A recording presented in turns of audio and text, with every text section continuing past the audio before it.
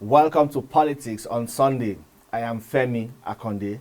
In less than 24 hours, the All Progressives Congress will start the process of electing a presidential flag bearer. Well, this whole process and events leading to the process has really been filled with so much suspense, intrigues, and a lot is going on within the All Progressives Congress and indeed the whole country. All eyes now is on the APC to know how and who emerges as its standard bearer. Well, we have seen so much happening. We have seen the statement from the northern governors on the platform of the All Progressives Congress. We have also had news of some aspirants stepping down from the presidential race. We're also hearing news of some sticking to their guns. But, well, all of this boils down to one thing. And on the D-Day, one person will emerge as the flag bearer of the All Progressives Congress. But to put all of this in perspective, I have a prominent member of the All Progressives Congress from the south west region of Nigeria, and also he was also the former Minister of Communications in the first administration of first term in the administration of President Muhammadu Buhari. He is Otumba Adebayo Shittu. He's referred to as Agbaki Afiwagboyi. That is the man whose character has brought him honor. Welcome to the program, sir. It's my pleasure of being here. Afiwagboye of Ibadan land. Afiwagboye of Ibadan land. I like to add Tiletoko. Tiletoko. All right, that's interesting. Well, let's start with the latest. You know, yesterday you put out a statement distancing your committee, which you are the national secretary. That is the Presidential Support Committee. Distancing your committee from an endorsement of Senator Godswill Akpabio's candidacy. Tell us about that. How come a group within your committee endorsed a particular aspirant and the whole of the committee was not carried along? Well, the Presidential Support Committee of APC was set up in 2018 before the 2019 elections. And the whole purpose or purport of the setting up of that committee was to ensure that whoever emerges as presidential candidate of APC is given special support by way of campaigning, especially.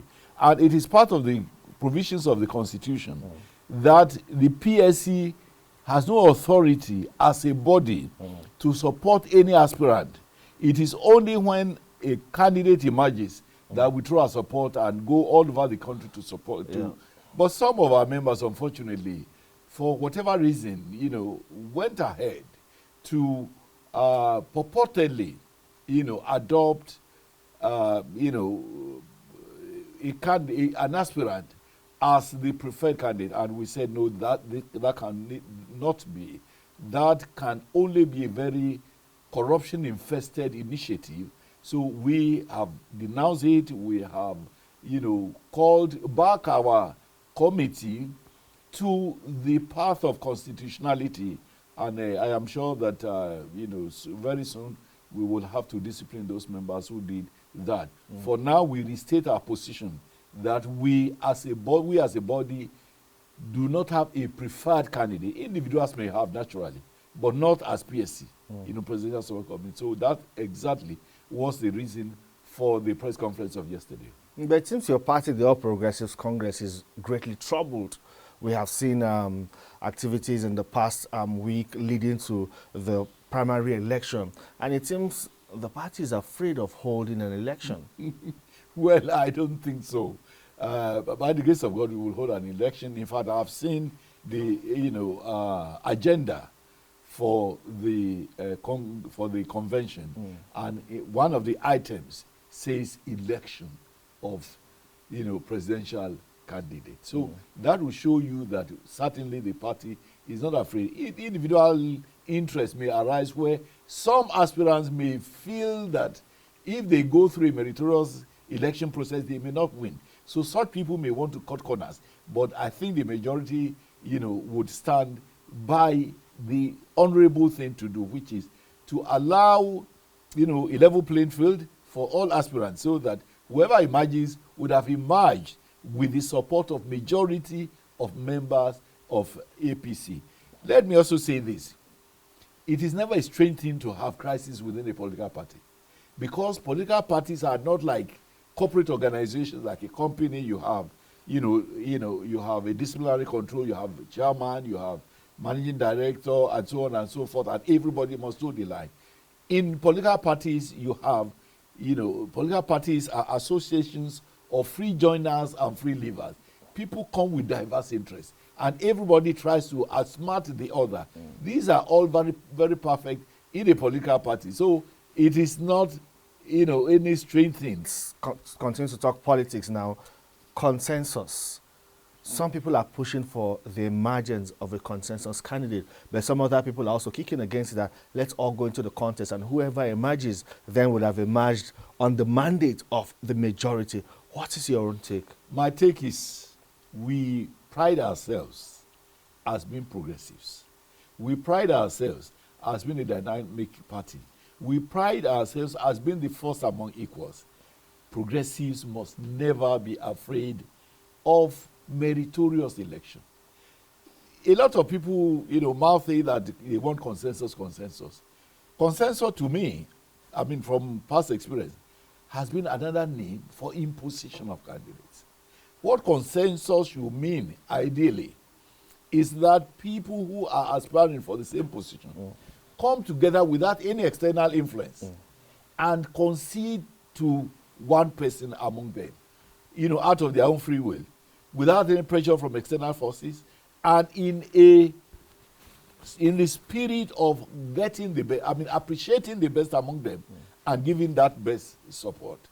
But from the Nigerian experience, consensus in real terms has been in position, because some external forces who will come and say this is, I think that will not help APC. We have had PDP go through an electoral process, which I see as a challenge to we APC. If diamond refuses to rust, how much more gold? APC is the gold among political metals in Nigeria. And since PDP has been able to do it in a very flawless, in a very open, in a very transparent manner, we should try to improve on the performance of PDP in ensuring that we have a transparent process which will bring out the best that can face the candidate of PDP. Zoning was also a very controversial issue, not only within the APC, also in the PDP. The PDP, at the end of the day, threw it open, but the APC, even coming to the dying hours, or the wee hours now, have refused to come out officially to say where the ticket should be zoned to. But we just saw the northern governors on the platform of the APC come out to say that for justice, fairness, and equity, it should be zoned to the south. They also strongly advised President Muhammadu Buhari to consider looking towards the south to pick his successor. Well, I think that last arm of your last statement, I think should really not be emphasized that the president should pick his successor. To me, that would be undemocratic, because Nigeria is not about the president alone. Nigeria is not about a few people. Nigeria is about the whole of us as Nigerians. So the responsibility of picking the candidate of the party rests on delegates from all over the country who themselves are representatives of the entire Nigerian, membership of our party. So that is one. With regard to zoning, I have always said it. When people say because Buhari has been president, a president should come from another part of the country. Look, I said, and I keep saying, when Muhammad Buhari was being elected, he was not elected because he came from Daura. He was not elected because he's a Hausa Fulani. He was not elected because he came from the north. He was elected because because as at that time, he was the best that our party could field to win an election and to run a good government, a dynamic government. And we are happy that so far so good. I am also happy and very proud to say that in all parts of the country today, we would have very good people who could succeed the president. And when you are talking of somebody to succeed the president, he must be the best among the male. He must be the most respected, the most potentially competent to run good federal government and so on and so forth. We have people from all over. But when you take the entire Nigerian state, you also now want the best. And I'm happy that it might become coincidental that the best among the aspirants will not come from the north, but will come from the southwest or some other part of the country. So what is important now is let us throw this thing open. Let everybody who thinks he has something to sell, throw his heart into the ring. At this age, I must specially commend the northern governors, because it's not Nigerian Governors Forum now. It is the northern governors who are now conceding that they think that for today's Nigeria, they think that for today's, challenges, they think that having regard to what the APC has produced, it is most likely that you have the best coming from the south. And they are saying, we concede on our old revolution. And I'm happy that virtually all the APC governors from the north considered and they all signed it. I mean, this is a very great thing. This is a very patriotic thing, particularly because it will lessen the risks that APC is likely to have in the coming election. So I want to commend them. I think it is a very patriotic thing they have done. And I want to appeal to Mr. President to see reason in also supporting the position of northern governors.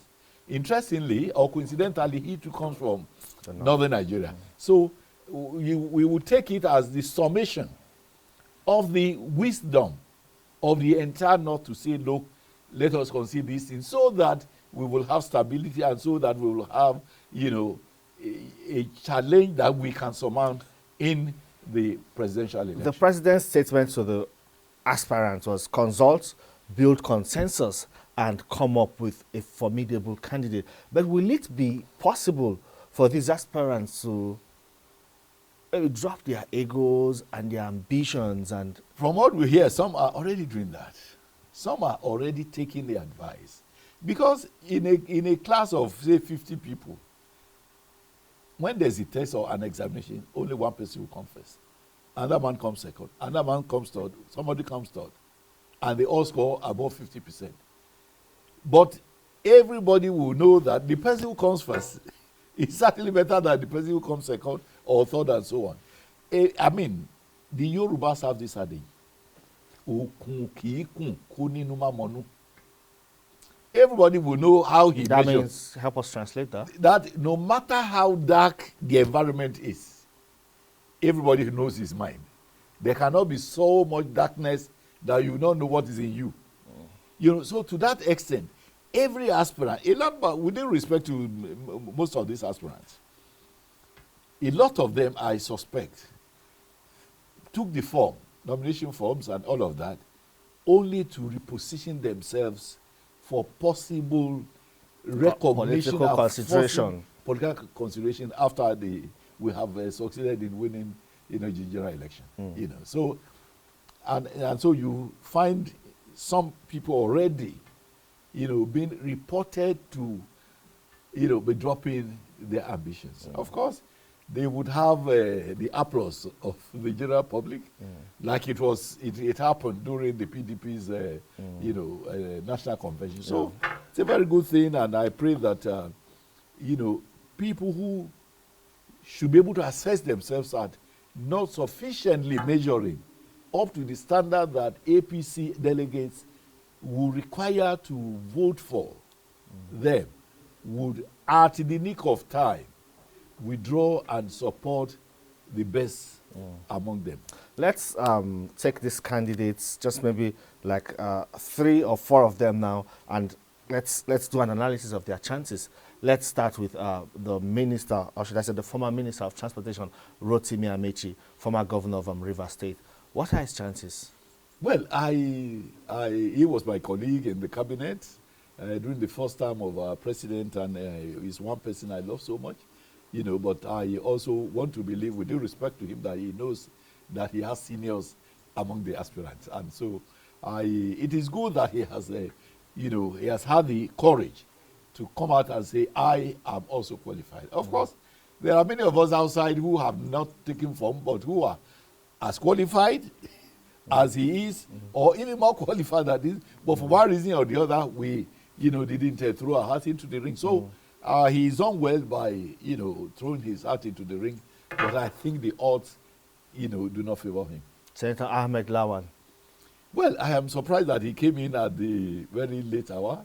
I think he's done well as the president of the Senate. Even though his leadership or the Senate under him, the National Assembly under him, disenfranchised statutory delegates. Well, that's another pot of kettle. Kettle of fish entirely. The National Assembly or any legislature, for that matter, has a right or a discretion as to what they consider to be the best for the country. It appears that was they an omission. may be wrong in their decision. And so if they are wrong, anytime they discover that they were wrong, they can always come back and amend the Constitution. They have a right to do it. So I will not question what they did with regard to statutory, delegates. But I want to say that I don't think his experiences in governance is sufficient enough to beat some other aspirants within the, aspirants club. Professor Yemi Osinbajo. Well, interestingly, Professor Yemi Osinbajo was my classmate at the law school in 1978-79, and we worked together in the cabinet, also. I think he's also very good, but he's not the best, certainly. Asiwaju Bola Tinubu. Of course, I think that he's the quintessential aspirant that Nigerians should vote for a number of reasons. Let us number tell one, us those reasons. Number one, among the most experienced in terms of who has been in government, before others. He started much earlier than all others. He was a senator of the Federal Republic. He also governed. But it is not enough that he governed. But the fact that during his reign as the governor of Lagos State, he transformed Lagos from, perhaps a sedentary state, if you like to use that term, to a first generation, state in terms of the quantum of infrastructure development, in terms of the quantum of developing human capacity. He's in this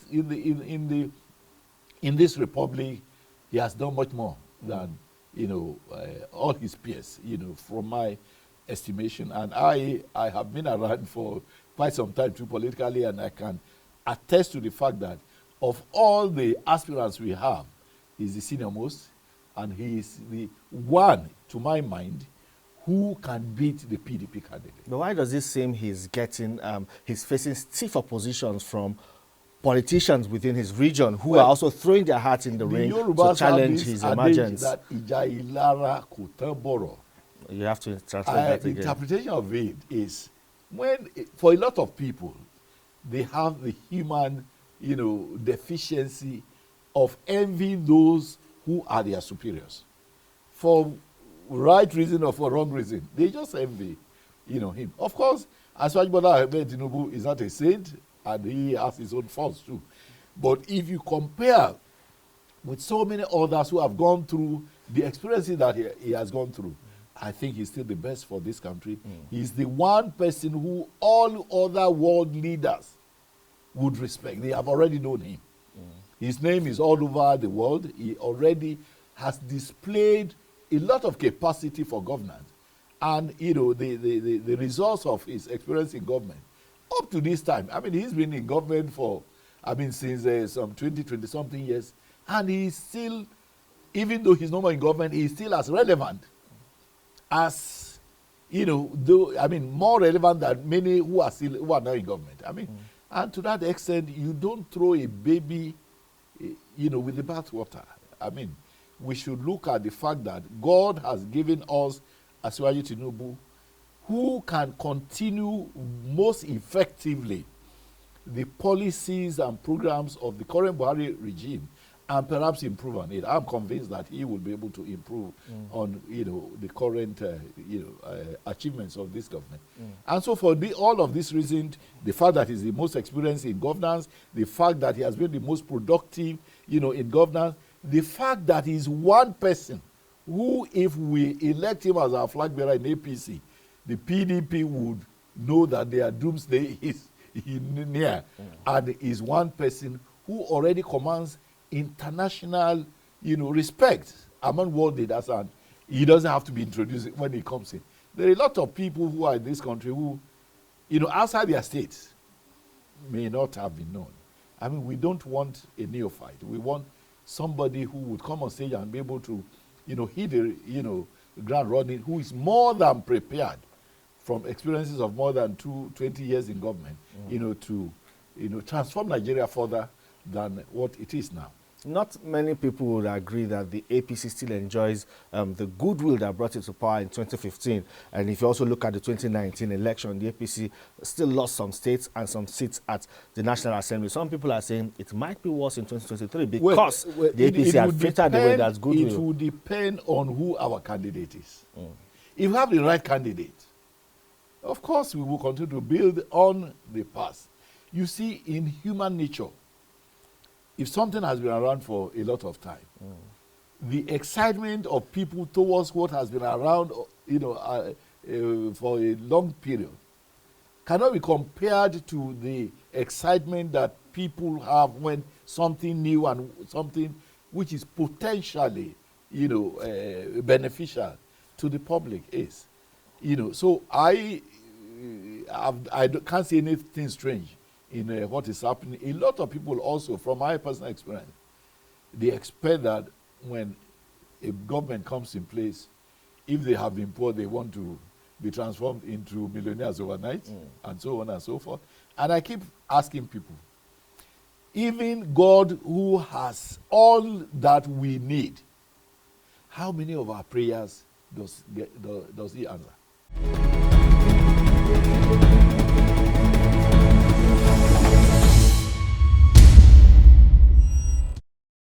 I also asked a member of the PDP, Atiku Abubakar, well, not the PDP's presidential candidate, but a political affairs analyst and a member of the PDP, Atiku Isa Abubakar. I asked him why it seems the APC is scared of conducting a primary election and why it seems some stakeholders within the party are seeking the consensus option.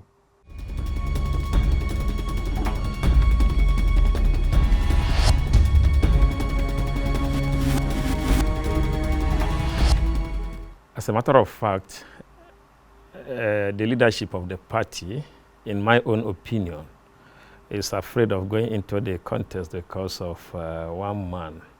And this same man has done very well for the party, supported the party as at the time the party needed the support, and also supported almost everyone in the party.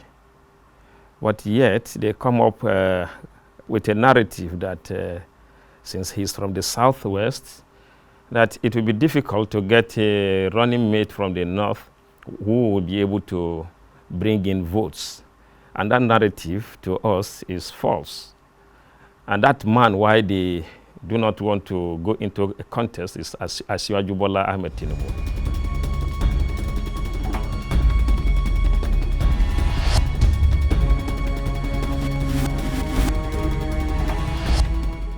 The truth is that just like the PDP, the APC also has one or two men who will be able to put up a challenge against His Excellency Alhaji Atiku Abubakar.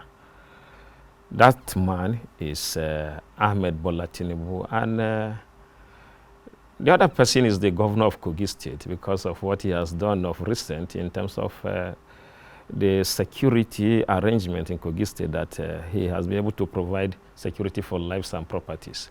But as it is, going to produce the only person from the south that can challenge Atiku and or defeat Atiku is Asiwaju Bola Ahmed Tinubu. All others in the south I don't even know why they are not rallying around him to make him the consensus candidate, knowing fully well that they do not have the brand name. They do not have what it takes. They are not known all over the country. They do not have supporters across the country. So to me, I am very surprised. And also some persons that I think from the Southwest that have done certain things by coming out to contest against Asiwaju, I think that they are making a mistake. And they have not learned from the gallantry, the altruism, and the loyalty of Lieutenant Colonel Francis Adekule Fajuyi.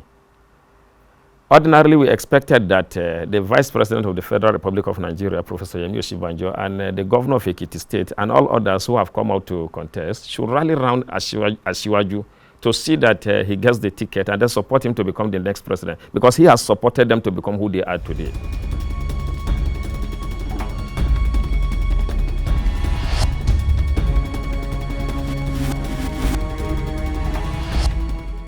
Well, I think he shouldn't have said to choose a successor, but a flag bearer, because the APC, in the APC, all the governors did same.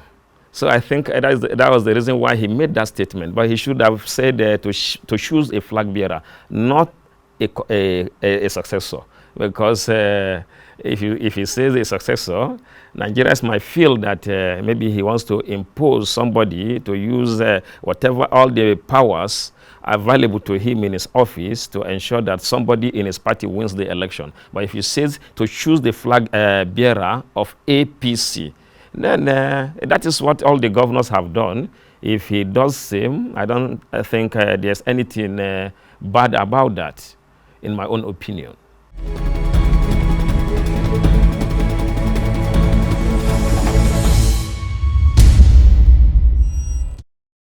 That's all on the program this week. You can see this episode again on TVC News YouTube channel. Do not forget to subscribe, like, and share.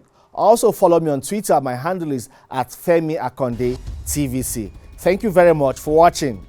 See you next time.